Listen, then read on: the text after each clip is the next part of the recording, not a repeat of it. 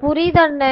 உங்களுக்கும் வேலை இருக்கும், உங்களுக்கும் வேலை ப்ரெஷர்லாம் இருக்கும். அது எல்லாமே எனக்கு புரியுது. நான் இல்லைன்னு சொல்லல. நீங்க என்ன தப்பான்னு மட்டும் தயவு செஞ்சு நினைச்சுக்காதீங்க. நான் உங்ககிட்ட இருந்து ரெஸ்பான்ஸ் வரும் அப்படின்றதுனால நான் ரொம்ப வெயிட் பண்ணேன் அண்ணே. கஷ்டமாயிடுச்சு எனக்கு. நான் ரொம்ப அழுதுட்டேன். எனக்கு சொல்ல தெரியல பெருசா எனக்கு எவ்வளவு சஃபர் பண்றேன்றது. எனக்கு எனக்கு அதை எக்ஸ்பிளைன் பண்ண தெரியல. பட் நான் ரொம்ப உடஞ்சு போய் உட்காந்துருக்கேன்.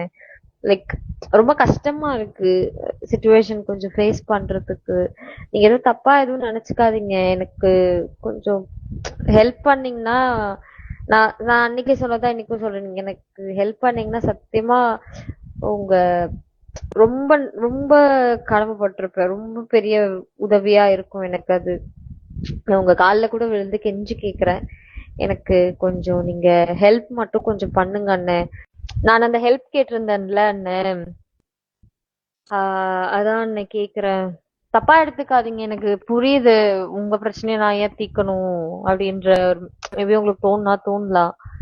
எனக்கு புரியுது. சாரிண்ணே. உங்களுக்கு ஹெல்ப் அது பண்ண முடிஞ்சா பண்ணுங்க. ஏன்னா நீங்க சொன்னீங்க வெட்னஸ்டே கன்ஃபார்ம் சிஸ்ன்னீங்க. சரி ஓகே.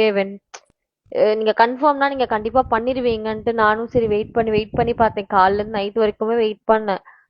நீங்களுமே எதுவுமே ரெஸ்பான்ஸே பண்ணலையா? என்னாச்சுன்னு இன்னும் புரியல. இல்ல ஏதாச்சும் அவாய்ட் ஏதாவது பண்றீங்களான்னு?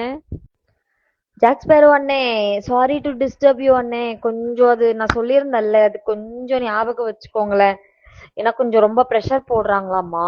கொஞ்சம் பார்த்து கொஞ்சம் பண்ணி விடுங்க அண்ணே, சீக்கிரம் முடிஞ்ச அளவுக்கு.